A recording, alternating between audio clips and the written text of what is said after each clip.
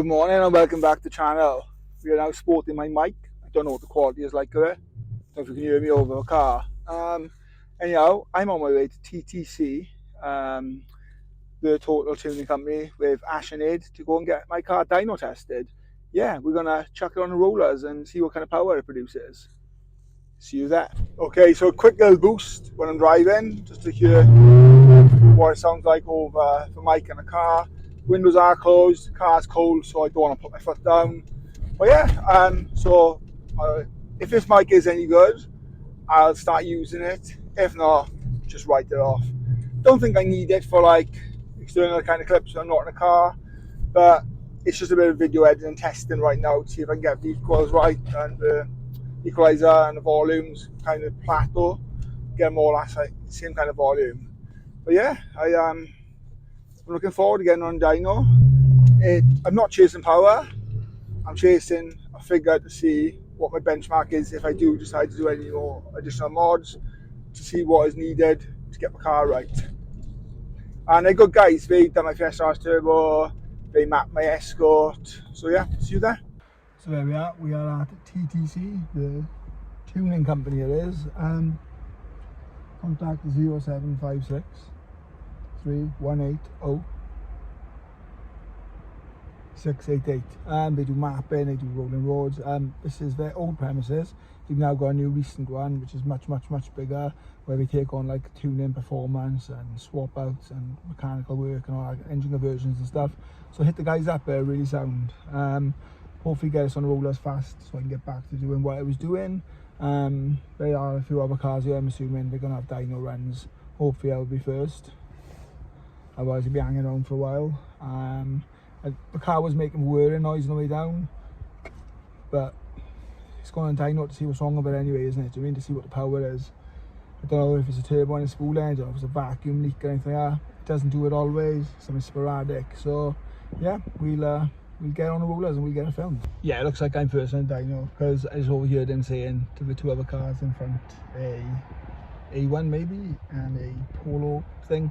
I don't know, it was like, are you going for a pops and bang map? And they're like, yeah, they're youngsters. So they're going to watch a dyno run as well now. So let's hope it don't blow up. 12 seconds later.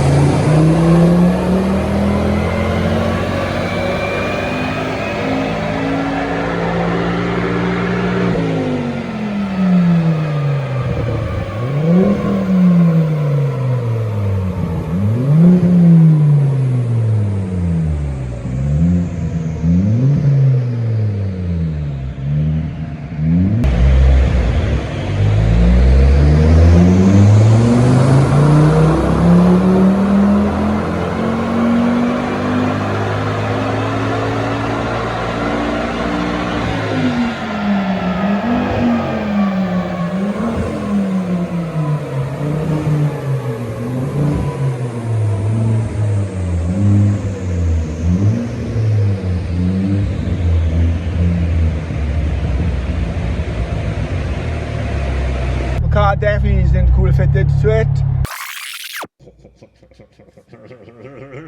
So I identified that because we had 4 runs.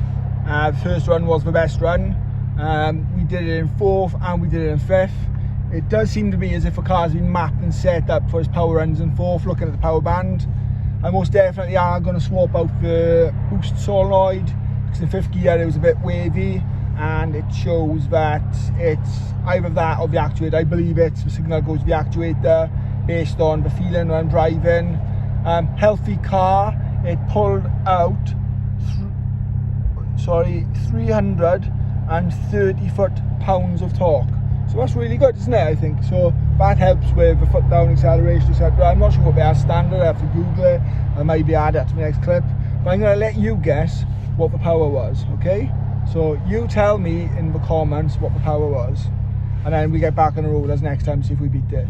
But until next time, thank you, and thanks to Ash at TTC. Okay, so a quick Google has shown me that the torque for a standard is 236 pound, okay? Not Newton meters, pound, and this car pulled 333, I believe, foot-pound. So that's like over 100 more pound. Torque is the figure that where you want, is for the drivability and for that kind of like hard acceleration boost. Brake horsepower isn't the one you're really chasing.